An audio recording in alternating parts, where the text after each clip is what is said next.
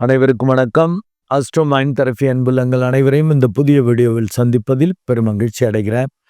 Astro mind therapy சார்பாக மாத அறிவுறுத்தல்கள்ங்கிற video ஒவ்வொரு மாதமும் 12 ராசிகளுக்கும் போட்டு வரேன். அந்த வகையில் ஆகஸ்ட் 20 முதல் செப்டம்பர் 20, 2025 ரிஷப லக்னம் அண்ட் ரிஷபராசி அன்புள்ளங்களுக்கு என்ன மாதிரி பலன்கள் ஏற்பட போது, அவங்களுக்கான அறிவுறுத்தல் என்ன அப்படிங்கிறது தான் இந்த வீடியோவில் பார்க்க போகிறோம். ரிஷப லக்னம் அண்ட் ரிஷபராசி அன்புள்ளங்களுக்கான அறிவுறுத்தல் என்பது அடாவடி பேச்சும் வித்தையும் வெளிப்படும் நேரம். மீண்டும் உங்களுக்கான இந்த அறிவுறுத்தலை தலைப்பை சொல்கிறேன். அடாவடி பேச்சும் வித்தையும் வெளிப்படும் நேரம். ஆக பேச்சிலேருந்து பிரச்சனை வரும். அடாவடியாக திமுறா பேசுகிற மாதிரி இருக்கும். வித்தையும் வெளிப்படும். உங்கள் திறமையும் காட்டுவீங்க. அது கொஞ்சம் அடக்கி வாச்சா நல்லது தானே. இருந்தாலும் இப்போதைக்கு மற்றவங்க பிரச்சனை பண்ண மாட்டாங்க. ஓவர் அடாவடியாக பிஹேவ் பண்ணுறப்ப இந்த அடாவடித்தனத்தால் மற்றவங்க பாதிக்கப்படுவாங்க இல்லையா, அவங்க டைம் பார்த்துட்டு இருப்பாங்க உங்களை எப்படா பழி வாங்கிறதுன்னு. உங்கள் லக்னாதிபதி ராசி அதிபதியான சுக்கிரனும் 21/8 வரைக்கும் 2ஆம் இடத்துல இருக்கார். அப்போ பேச்சு ஓவராக தான் இருக்கும். அவனே 6ஆம் இடத்ததிபதியாகவும் போகிறார் இல்லையா. அப்போ வம்பு வழக்கு வர்ற மாதிரி திமிரு பேச்சு இருக்கதான் செய்யும். பாதக பேச்சு திமிரு பேச்சு இருக்கும்.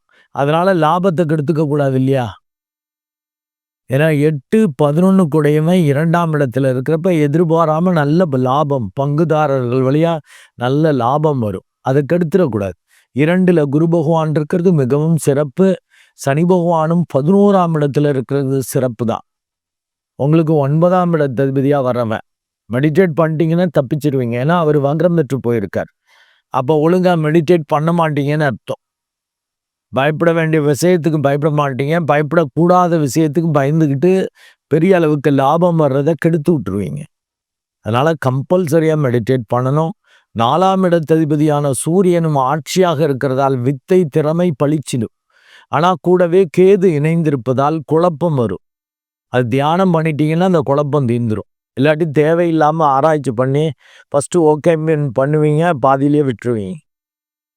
மரியாதை போய்டுன்னு பயந்துக்கிட்டு.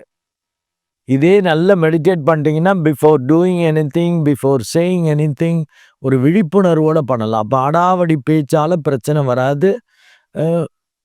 செய்யறதுக்கு முன்னாடி யோசிச்சுட்டு செய்கிறப்போ உங்கள் வித்தை திறமை வெளிப்படும். பக்காவாக இருக்கும்.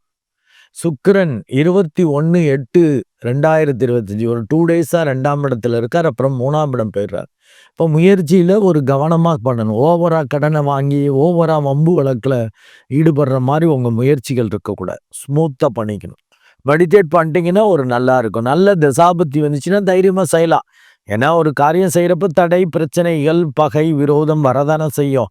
அப்படின்னு போகலாம். இப்போ ஏற்கனவே அடி வாங்கிட்டு இருக்கீங்க அப்படின்னா வம்பு. ஆனால் ரிஷப லக்னம் ரிஷப ராசிக்கு கோச்சார ரீதியாக மேஜர் கோள்கள்லாம் நல்லா இருக்கு.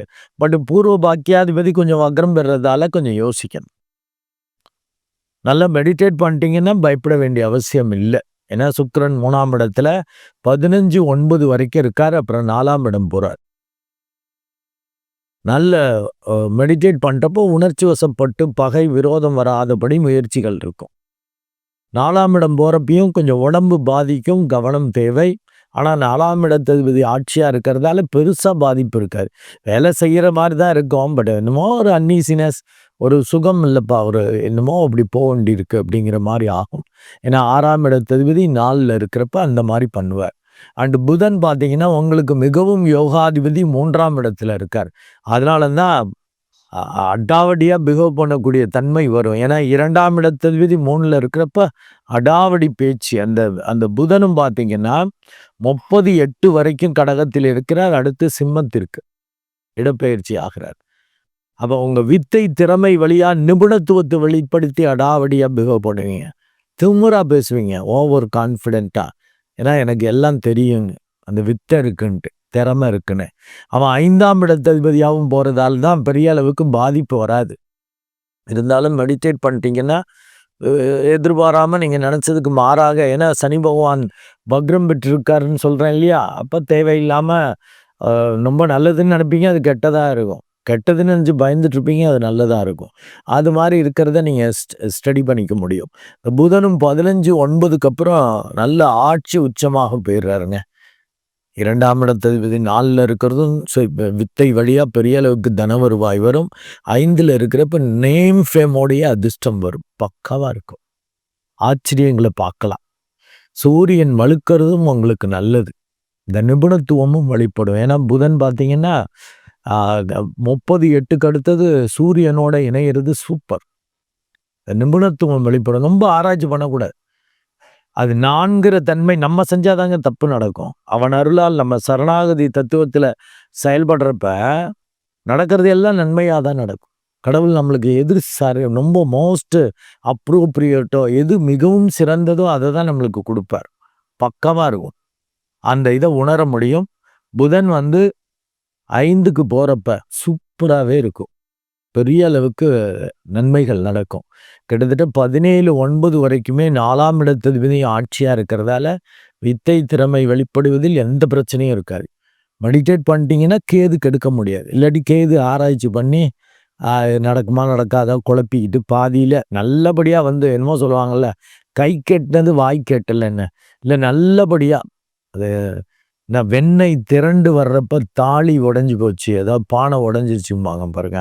அந்த மாதிரிலாம் ஆகாதபடி தப்பிக்க முடியும். அதுக்கு கண்டிப்பாக மெடிடேட் பண்ணணும்.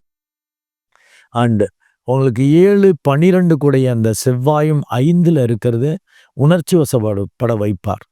ஏற்கனவே மற்ற கோள்கள் புதன், சுக்கிரன், குரு இதெல்லாம் அடாவடியாக பண்ண வைக்கிதுன்னா செவ்வாயும் புத்தியில் திமிர கொடுப்பார். ஆனால் மனதிற்கு பிடித்த ஆட்கள் வர்றது, முரட்டு ஆளுங்க வர்றது, அவங்களுக்கு அப்படி அவங்க மேலே ஒரு நம்பிக்கை. அப்பா நம்ம கொஞ்சம் லைட்டாக பயப்படுவோம், ஸ்ட்ராங்கான ஆள், ஒரு அடியால் நம்மளுக்கு கிடச்சிருக்கான்ப்பா அப்படின்னு யாராவது உங்களுக்கு நட்புகள் வர்றது கிடைக்கிறது, இல்லை நல்ல ஸ்ட்ராங்கான ஆளை நீங்கள் லவ் பண்ணுறது, அதெல்லாம் நடக்கும். பக்கவாக இருக்கும். ஏன்னா 7ஆம் இடத்ததிபதி 5ல் இருக்கார். 14/9 வரைக்குமே 5ல் இருக்கார். அப்போ மற்றவங்க சூழல் வழியாக அதிர்ஷ்டம் வரும். உங்களுக்கு நல்ல ஸ்ட்ராங்கான ஆள் நம்மளுக்கு கிடைச்சிருக்காரு. வித்தை திறமையில ஸ்ட்ராங்கான ஆள், பலத்தில் உடல் பலத்தில் ஸ்ட்ராங்கான ஆள், பொருளாதார ரீதியாக ஸ்ட்ராங்கான ஆள் நம்மளுக்கு கிடைச்சிருக்காருன்னு அப்படி ஒரு திருப்தி வரும். நல்ல திசாபுத்தி நடந்திருந்தால் அப்படி இருக்கும். இல்லாட்டி தேவையில்லாத ஓவராக நல்ல ஆள் கிடைச்சிருக்காருன்னு சொல்லி லாவிஷாக செலவு பண்ணி வீணாக்கிடுவீங்க. ஒர்த்தாக பண்ணணும். அதுக்கு மெடிடேட் பண்ணிட்டீங்கன்னா தான் சூப்பராக இருக்கும். அண்டு ராகு கேதும் 4ஆம் இடத்துல கேது, 10ல் ராகு இருக்கிறது ஓட வைப்பார், உழைக்க வைப்பார், பெருசாக கெடுக்க மாட்டார். பாவிகள் கேந்திரங்களில் இருக்கிறது நல்லது. உழைக்கும் தன்மையை கொடுப்பார், எனர்ஜியை கொடுப்பார், அதுக்கேற்ற சூழலை கொடுப்பார். நல்ல மெடிடேட் பண்ணிட்டீங்கன்னா இந்த அடாவடி பேச்சு வித்தையால நன்மையே விளையும். இல்லாட்டி ரொம்ப நல்லா தான் நீங்கள் செஞ்சுருப்பீங்க, யாராவது சொதப்பிடுவாங்க, இல்லை அது நீங்கள் செஞ்சதுக்கான பலன் கிடைக்காம போயிடும். நல்லா தாங்க செஞ்சேன், பக்கவா இருக்குன்னு எல்லாம் சொல்கிறாங்க. அவன் அந்த அப்ரிஷியேஷன் கொடுக்குறவன், இல்லாட்டி இந்த அப்ரைசல்பாங்கல்ல, அந்த சேலரி இன்க்ரீஸ் பண்ணுறது அது இதுன்னு, அந்த சரியாக பண்ணலை, ஏமாத்திட்டான் அப்படிங்கிற மாதிரி வரும். அதனால் கண்டிப்பாக தியானம் பண்ணிக்கங்க. ரிஷப லக்னம் அண்ட் ரிஷபராசி அன்புள்ளங்களுக்கு இந்த 11ஆம் இடத்துல இருக்கக்கூடிய உங்களுக்கு பூர்வ பாக்கியாதிபதியே பாதகாதிபதியாக வர அவர் வக்ரம் பெற்று போயிருக்கிறதால பெரிய பாதகங்கள் வராமல் அப்படியே அழுங்காமல் குலுங்காமல் அப்படியே லாபத்தை அனுபவிக்க முடியும். இல்லாட்டி சிதறிடும். சிந்தாமல் சிதறாமல் லாபத்தை அனுபவிக்கிறதுங்கிறது ப்ளஸ்ஸு. இல்லாட்டி அப்படியே சிந்தி சிதறி பாதிக்கு மேலே வீணாகிற மாதிரி. கொஞ்சம் கவனமாக இருந்திருக்கலாம், பக்கமாக பிடிச்சிருந்துருக்கலாம், பெரிய அளவுக்கு லாபத்தை பார்த்துருக்கலான்னு பின்னாடி வருந்துற மாதிரி இருக்கும். நல்லா மெடிடேட் பண்ணிட்டீங்கன்னா பயப்பட வேண்டிய அவசியம் இல்லை. புதன், சுக்கிரன் 2 பேரும் உங்களை கலக்கல் விட வைப்பார். சூரியனும் உங்கள் வித்த வழியா இவன் பெரிய ஆள்றா, நம்பர் 1 அவன் அப்படி ஒரு, ஏன்னா மாடு மாதிரி உழைக்கக்கூடியவர்கள் ரிஷப லக்னம், ரிஷபராசி அன்புள்ளங்கள். அவங்களும் சுகமாக இருப்பாங்க, மற்றவங்களுக்கும் சுகத்தை கொடுப்பாங்க. நாகரிகம் பண்பாடாக பேசக்கூடிய ஆளுங்க. உள்ளுக்குள்ளே அவங்களுக்கு இது இல்லைனாலும் மூஞ்சில் அடித்த மாதிரி அப்படிலாம் பண்ண மாட்டாங்க, விலகிக்குவாங்க. ஏன்னா அது ஒரு பெண் சுக்கிரனாக இருக்கு. பெண் ராசியாக போகுது இல்லைங்களா? சாஃப்ட்டா இருக்கும். நல்லா மெடிடேட் பண்ணிட்டீங்கன்னா ப்ராப்பரா இருக்கும். இல்லாட்டி ஒரு பெண் வந்து அடாவடி பண்ணாக்க எப்படி இருக்கும்? குடும்பம் நல்லா இருக்குமா? என்ன ஒரு ஒரு அடங்கா மனைவி குடும்பத்திற்காகாதுன்னு இது ஏதோ பழமொழி முன்னாடி சொன்னது. இது என்ன பெண்ணுன்னா அனுசரிச்சு போறது, இது பண்றது. ஏன் ஆண்னா வெளியில எங்க போனா அடி வாங்கிட்டு வருவான். பெண்ணுங்கிறப்ப சேஃப்டியா இருப்பாங்க. இப்ப பெண்ணும் வேலைக்கு போறதால, இப்ப ஆண் என்ன, பெண் என்னன்னு ஆயிடுச்சு. அதனால கொஞ்சம் ரிஷப லக்னத்தில பிறந்த ஆண்கள் அடங்கி போறது. சாஃப்ட்டா இருக்கிறது. அவங்க பண்ணிக்கணும். பெண் நார்மலாவே அடங்கிக்கணும். அடாவடியா இப்ப பிஹேவ் பண்றேன்னு சொல்லிப்புட்டு, ஓவரா பேசிப்புட்டு பின்னாடி வருந்துற மாரி, குடும்பத்தில பிரச்சனை, தனம் ரீதியாக திடீர்னு வேலைய விட்டுட்டு வர்றது, திடீர்னு இல்ல உங்க அடாவடியால பேச்சால உங்கள வேலையிலேருந்து தூக்குறது இப்படிலாம் நடந்துரும். என்ன சார் ரொம்ப நல்லதுன்னு சொல்லியிருக்கீங்க. ஆ இந்த வருட பலன்கள்லாம் எல்லா மேஜர் கோள்கள்லாம் ரிஷபத்துக்கு நல்லா இருக்குன்னு சொல்றீங்க. இப்படி நெகட்டிவா சொல்றீங்களே என்ன? நம்ம செயல்படுறது உங்க பிறப்பு ஜாதகத்தின் அடிப்படையில் தானே செயல்படுவீங்க. அதுக்கேத்த நல்ல தசாபுத்தி இருந்துச்சுன்னா பிரச்சனை வராது. கெட்ட தசாபுத்தின்னா ஆபத்தா இருக்கும்.